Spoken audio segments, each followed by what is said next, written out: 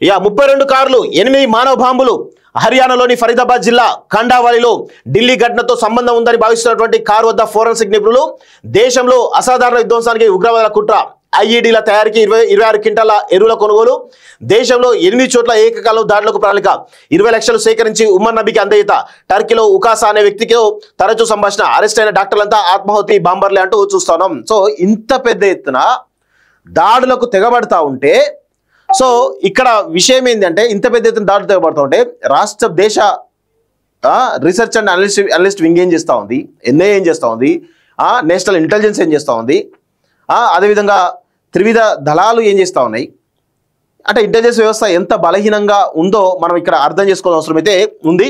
So దేశంలో కనీవిని ఎరుగని స్థాయిలో విధ్వంసం సృష్టించేందుకు ఫరీదాబాద్ ఉగ్రవాద ముఠా ప్రణాళిక సిద్ధం చేసినట్లు జాతీయ దర్యాప్తు సంస్థ అధికారులు గుర్తించారు. ఏకంగా 32 కార్లలో బాంబులు అమర్చి 8 ప్రధాన ప్రాంతాల్లో ఏకకాలంలో ఆత్మహత్య దాడులు చేయాలని ఈ మాడ్యూల్ కుట్ర పన్నింది. ప్రధానంగా ఢిల్లీ, ఉత్తరప్రదేశ్ లక్ష్యంగా ఎంచుకున్నారు. వీరి కుట్రను హర్యానాలోని అల్ఫలా యూనివర్సిటీ వేదిక చేసుకొని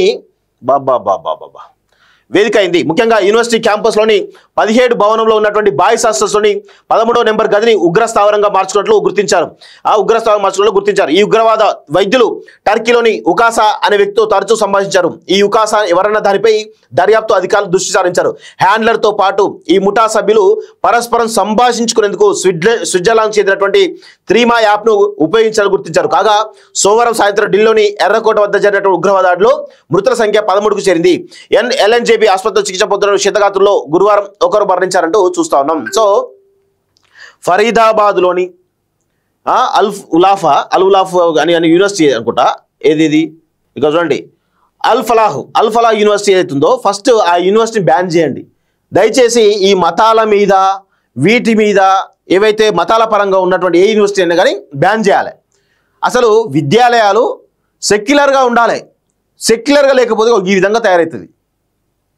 మీరు రాసి పెట్టుకోండి. ఈరోజు ఈ అల్ఫలా యూనివర్సిటీ ఏది అది ముస్లిం సంబంధించిన వాళ్ళు. సో వాళ్ళు కొంతమంది ఏం చేస్తారు, ముస్లిం కొంతమంది వాళ్ళ ఉగ్రవాద మనస్తాపంతో మానసిక దాంతో ఈరోజు టర్కీ తోటి వాళ్ళు వీళ్ళతో మొత్తానికి అయితే డైరెక్షన్స్ తోటి పనిచేస్తున్నట్టుగా చాలా స్పష్టంగా అర్థమైంది. వాళ్ళు మోటివేట్ చేస్తున్నారు. సో వైద్యులు ఎవరైతే ఉన్నారో అందరూ అదుపులో తీసుకోవాలి.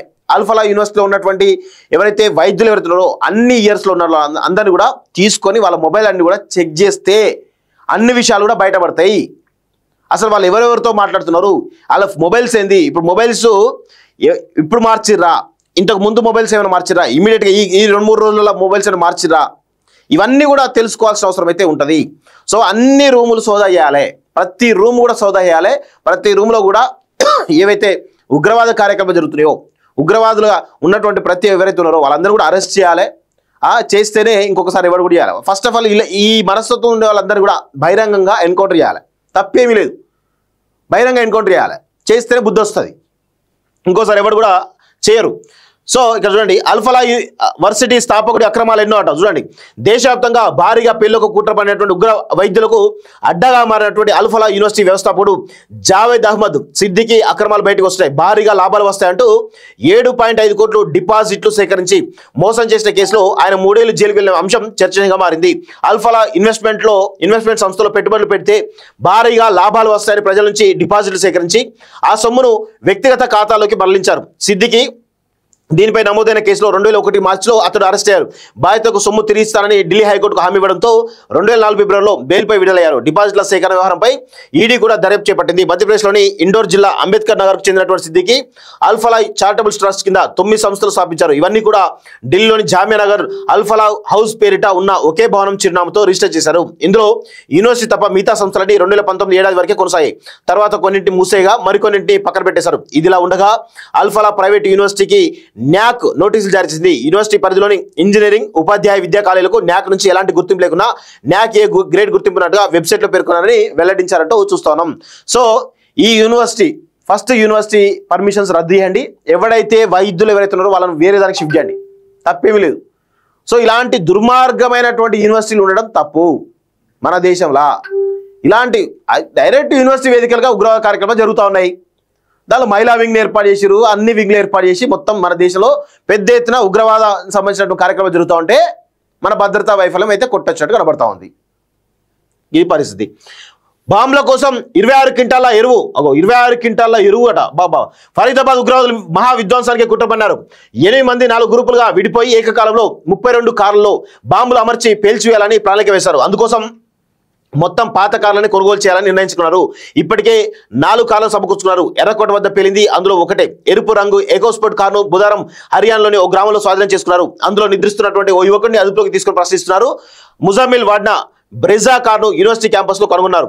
డాక్టర్ షహీన్ సాయిద్ వాడినటువంటి స్విఫ్ట్ డిజైర్ కార్ను గతంలోనే స్వాధీనం చేసుకోగా అందులో ఓ అసాల్ట్ రైఫిల్ లభించింది. ఈ కారులో అమర్చేందుకు ఇంప్రూవైజ్డ్ ఎక్స్ప్లోజివ్ డివైజెస్ బాంబులు తయారు చేసేందుకు 3 లక్షలతో గురుగ్రామ్ ను తదితర చోట్ల నుంచి 26 క్వింటాల ఎన్పికే ఎరువులను కొనుగోలు చేసినట్లు తేలింది. బాంబుల తయారీ దాడుల కోసం doctor Muzammil, doctor Adil, doctor Shaheen, doctor Umar కలిసి 20 లక్షలు సేకరించి ఆ డబ్బును నబీ వద్ద దాచినట్లు గుర్తించారు.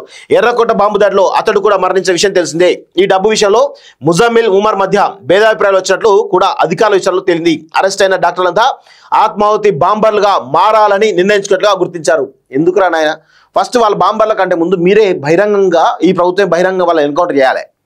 ఇలాంటి వాళ్ళు చాలా ప్రమాదకరం. దేశ సమగ్రతకి నష్టం చేకూర్చేటువంటి విషయంలో దేశ సార్వభౌమాధికారానికి పైన దెబ్బతీసే విధంగా వీళ్ళ యొక్క కార్యకలాపాలు ఉన్నాయి. కాబట్టి ఇలాంటి వాళ్ళకు పైన ఉరిశిక్షే శరణ్యం. తప్పదు, కొన్ని తప్పవు, చేయాల్సిందే. ఫస్ట్ ఆ యూనివర్సిటీ ఎవడైతే ఫౌండర్ ఉన్నాడో వాడిని అరెస్ట్ చేయండి. యూనివర్సిటీని అంతటి కూడా రద్దు చేసి ఫస్ట్ ఆఫ్ ఆల్ వాళ్ళ కెరీర్ గురించి పక్కన పెట్టండి. దేశం కంటే కెరీర్ పెద్ద ముఖ్యం కాదు. ఫస్ట్ దాన్ని కూడా పక్కన పెట్టేసి అవి రద్దు చేయాలి. రద్దు చేసి ఆ యూనివర్సిటీ స్వాధీనం తీసుకోవాలి. ప్రతి అణువును కూడా సేకరిస్తే అన్ని విషయాలు కూడా బయటపడతాయి. అంతర్జాతీయ నెట్వర్క్ ఛేదించే పనిలో ఉన్నట్టు తెలుస్తా ఉంది. రూమ్ నెంబర్ 13 ఉగ్ర డెనట హర్యానాలోని అల్ఫలా యూనివర్సిటీలో జరుపుతున్నటువంటి సోదాల్లో సంచలన విషయాలు వెలుగులోకి వస్తున్నాయి. దాదాపు 70 ఎకరాల్లో విస్తరించినటువంటి ఈ వర్సిటీని ఉగ్రవాదులు తమ డెన్ గా మార్చుకున్నట్లు తెలిసింది. ముఖ్యంగా 17వ భవనంలో ఉన్నటువంటి బాయ్స్ హాస్టల్లో 13వ నెంబర్ గది ఉగ్ర స్థావరంగా మారింది. పోలీసులు అరెస్ట్ చేసినటువంటి డాక్టర్ ముజామిల్ ఆ గదిలో ఉండేవాడిని గుర్తించారు. ఈ ఉగ్రముఠ మొత్తం ఈ గదిలోనే తరచూ సమావేశమై దాడులకు ప్రణాళిక రూపొందించినట్లు తేలింది.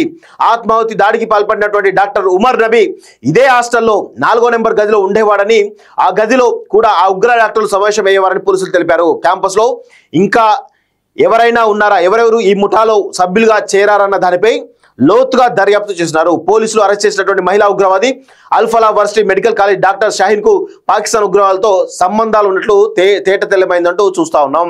సో మరో వైద్య విద్యార్థి అరెస్ట్ అంటూ చూస్తాం. మీరు ఒక్కసారి గమనించండి, ప్రతి విద్యార్థి ఎవడైతే ఉన్నాడో వైద్య డాక్టర్ ఎవరైతే ఉన్నాడో ప్రతి వైద్యుడి దగ్గర వాడి ఫోన్ నెంబర్ ఏంది, వాడి ఫోన్ ఎప్పుడు వాడుతున్నాడు, గతంలో ఏమైనా వాడిండా, ఇప్పుడు ఏమైనా వాడిండా, ఎన్ని ఫోన్లు వాడిండు, ఇవన్నీ కూడా మీరు చిట్టా తీస్తే ప్రతి ఒక్కటి కూడా బయటపడుతుంది. ప్రతి ఒక్కరి ఫోన్ను స్వాధీనం చేసుకుంటే చాలా విషయాలు కూడా తెలుస్తాయి. ఎవడెవడు ఉన్నాడు ఏంటిది అనేది లోతుగా పరిశీలిస్తే. ఇక మీరు పైపైన పరిశీలిస్తే ఏం చేయలేం, కానీ లోతుగా పరిశీలిస్తే అసలు ముఠా ఇంకా నెట్వర్క్ ఇంకా పెద్దగా ఉంటుంది. ఆ నెట్వర్క్ అంతా కూడా బయటకు వచ్చే అవకాశం అయితే ఉంటుంది. ఫరీదాబాద్ ముఠాతో సంబంధం ఉన్నటువంటి మరో వైద్య విద్యార్థిని ఉత్తరప్రదేశ్ ఏటీఎస్ పోలీసులు కాన్పూర్లో అరెస్ట్ చేశారు. ప్రభుత్వం నడుపుతున్నటువంటి గణేష్ శంకర్ విద్యార్థి మెమోరియల్ మెడికల్ కాలేజీలో కార్డియాలజిస్ట్ ఫస్ట్ ఇయర్ చదువుతున్నటువంటి డాక్టర్ మొహమ్మద్ ఆరిఫ్ ను అదుపులోకి తీసుకొని ప్రశ్నిస్తున్నారు. GS medical college assistant professor doctor Farooq ను కూడా అరెస్ట్ చేశారు. పరారీలో ఉన్నటువంటి జమ్మూ కాశ్మీర్ చెందినటువంటి మరో వైద్యుడు ముజఫర్ అచ్చికి కనుగొనేందుకు పోలీసులు ఇంటర్పోల్ సాయం కోరారు. కాగా ఢిల్లీ బాంబు దాడిని సమర్థిస్తూ సోషల్ మీడియాలో పోస్టులు పెట్టిన 15 మందిని అస్సాం పోలీసులు అరెస్ట్ చేశారు. బాంబు దాడి నేపథ్యంలో తదుపరి ఆదేశాలు ఇచ్చే వరకు ఎర్రకోట మెట్రో రైల్ స్టేషన్ మూసినట్లు ఢిల్లీ మెట్రో కార్పొరేషన్ ప్రకటించింది. అల్ఫలా వర్సిటీ ఆర్థిక లావాదేవీలపై ఈడీని కేంద్రం ఆదేశించింది అంటూ చూస్తున్నాం. సో కేంద్రం కూడా దీనిపైన ఇంకా ఫెరోషియస్ గా డెసిషన్ తీసుకోవాల్సిన అవసరం అయితే ఉంది. ఇంకా చాలా రకాల విషయాలు బయటపడడానికి స్కోప్ అయితే ఉంది. మరి ఏం చేస్తారో చూడాల్సిన అవసరం అయితే ఉంది చాలా స్పష్టంగా.